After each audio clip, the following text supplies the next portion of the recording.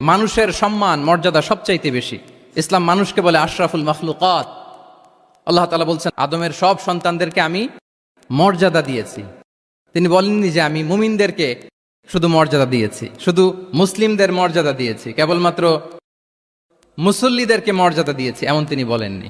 ওয়ালাকাদ কাররামনা বানি আদম, গোটা বনি আদমকে, মুসলিম অমুসলিম নির্বিশেষে সব বনি আদমকে আমি সম্মানিত করেছি। আল্লাহু আকবার।